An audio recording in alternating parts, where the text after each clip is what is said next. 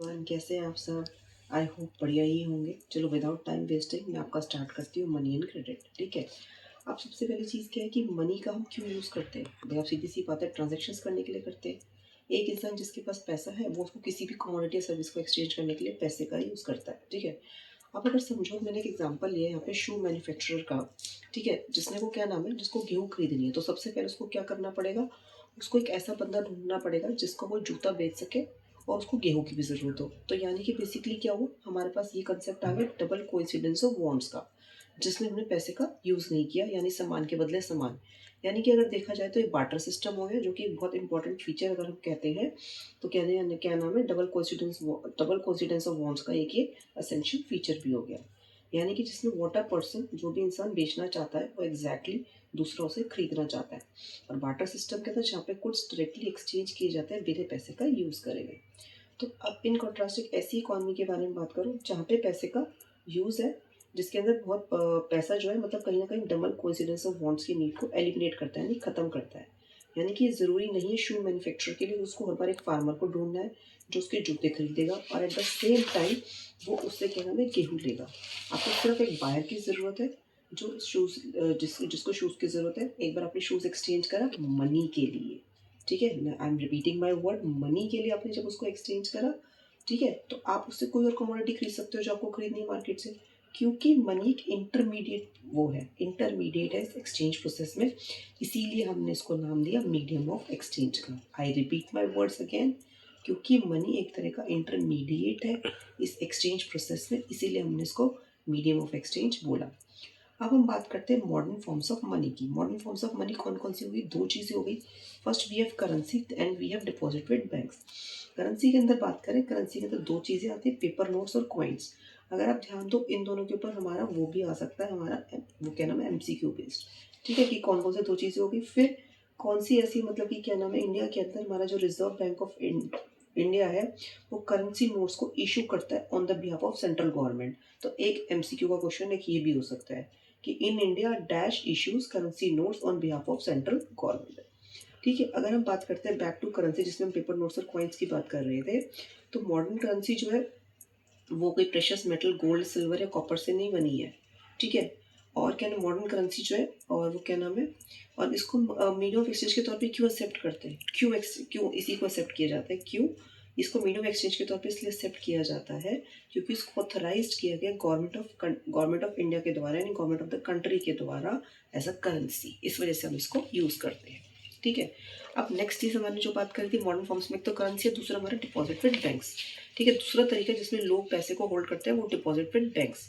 लोगों को कुछ करेंसी की जरूरत होती है अपने डेली रूटीन की जरूरतों को पूरे करने के लिए। जैसे वर्कर्स हैं जिनको सैलरीज मिलती है हर मंथ के एंड में, उनके पास कुछ एक्स्ट्रा कैश बच जाता है शुरुआत में नेक्स्ट मंथ के, तो वो एक्स्ट्रा कैश का क्या करते हैं, सिंपल सा लॉजिक है, उसको बैंक में जाके वो डिपॉजिट कर देंगे अपने नाम से। ठीक है ना। और ठीक है, और जिनके पास प्रोविजंस होता है फिर विड्रॉ करते हैं जब उन्हें ज़रूरत होती है। क्योंकि जो भी डिपॉजिट्स बैंक में किए जाते हैं उनको जब आप विड्रॉ करते हो ऑन डिमांड पे, तो उनको हम बोलते हैं डिमांड डिपॉजिट, उसको हम DD भी बोलते हैं। ठीक है। ये भी बहुत अच्छी फैसिलिटी है, जिसकी वजह से एक अच्छा करेक्टरिस्टिक्स भी, एक अच्छी खूबी भी, एक मीडियम ऑफ एक्सचेंज भी है ना। तो उसके बाद ये भी डिमांड डिपॉजिट्स जो है, ये भी बहुत बड़ा फीचर है, मतलब एसेंशियल फीचर है हमारे मनी का। ठीक है।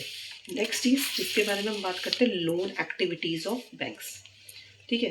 अब देखो उसमें छोटी सी चीज़ मैंने लिखी है, लोन एक्टिविटीज ऑफ बैंक्स, मतलब डिपॉजिट्स जो उनको मिलता है किससे, बैंक पब्लिक से, यानी कि बैंक्स को जो डिपॉजिट्स मिलता है पब्लिक से। अब मैंने देखो छोटा सा वर्ड लिखा है डायग्राम, पेज 42। आप अगर मेरी बुक में ध्यान से देखोगे, एक छोटा सा डायग्राम बना हुआ है, बहुत ईजी डायग्राम है। अगर पेपर में कुछ ना समझ में आए और ये टॉपिक आ जाए लोन एक्टिविटीज ऑफ बैंक्स, ऐसी छोटा सा एक डायग्राम बनाया ना, एक तरफ डिपॉजिटर्स बना देना, एक तरफ बोरोवर्स बना देना, बीच में बैंक बना देना, कि जिन डिपॉजिटर्स मतलब जिनके पास पैसा जमा कराने के लिए पैसा है, और कुछ बोरोवर्स जिनको पैसा लेना है। तो लोगों ने डिपॉजिट करा किसके अंदर, एक बीच में एक वो बना हुआ है, बैंक बन गया, और फिर यहाँ से इन्होंने लोन ले लिया। फिर लोगों ने यहाँ से जब उनके पास पैसा आ गया उन्होंने लोन दिया विद इंटरेस्ट, फिर यहाँ तक पहुँचाया क्योंकि उनके पास मीडियम ऑफ एक्सचेंज तो यही था ना, यहाँ पे दिया।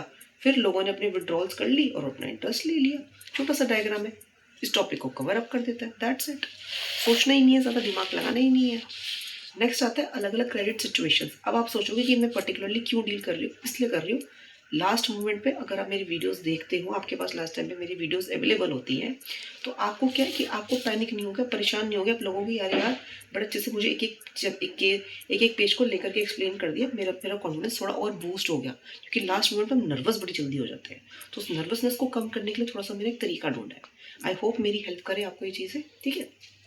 चलो, अब सबसे पहले हमारे पास आता है फेस्टिवल सीजन। फेस्टिवल सीजन यानी कि फेस्टिवल का माहौल है, मतलब कि दिवाली वगैरह कोई ओकेजन होगी।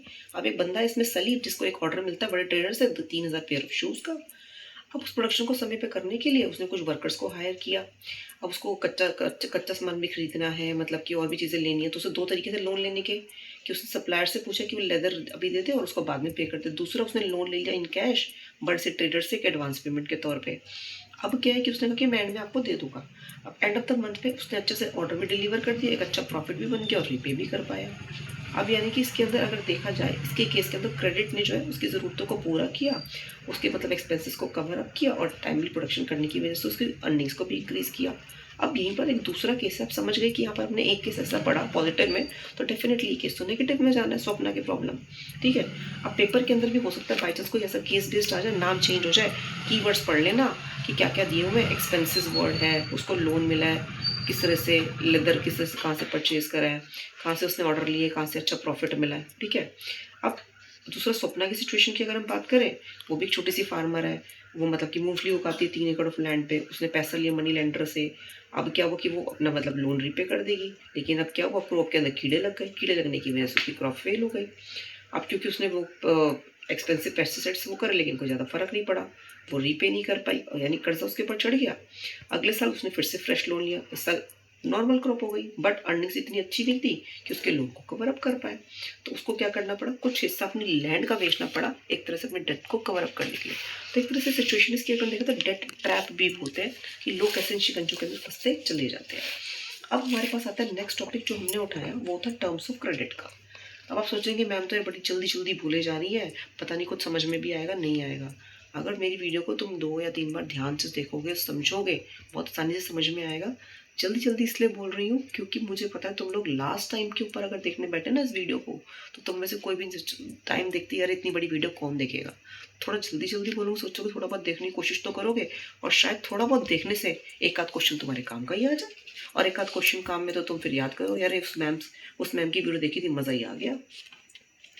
चलो, टर्म्स ऑफ क्रेडिट में आती है कोलेटरल। कोलेटरल बेसिकली क्या होता है, एक तरह का एसेट है जो बोरोवर ओन करता है, जिसके अंदर लैंड, बिल्डिंग, व्हीकल्स आ सकती हैं, और वो इसको एक तरह से गारंटी के तौर पे यूज़ करता है। गारंटी के तौर पे यूज़ करेगा एक लेंडर को जब तक कि लोन रीपे नहीं किया जाता, ठीक है। तो इंटरेस्ट रेट, कोलेटरल, डॉक्यूमेंटेशन, जितनी भी चीज़ें होगी ना आपकी, और जितनी भी ये मोड ऑफ रीपेमेंट्स होगी, ये सब के सब क्या कहलाती है, टर्म्स ऑफ क्रेडिट।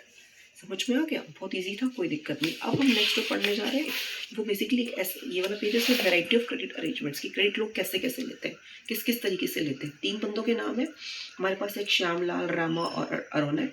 अब हमें इसमें से एक बंदा है अरुण, जो है इसने लोन किससे लिया, बैंक से लिया, तो आराम से उसको कम रेट ऑफ इंटरेस्ट में मिल गया, और इसको पेमेंट करने के लिए क्योंकि 8.5% बैंक का वो है, तो उसको अगले 3 साल में तो उसने आराम से कर लिया।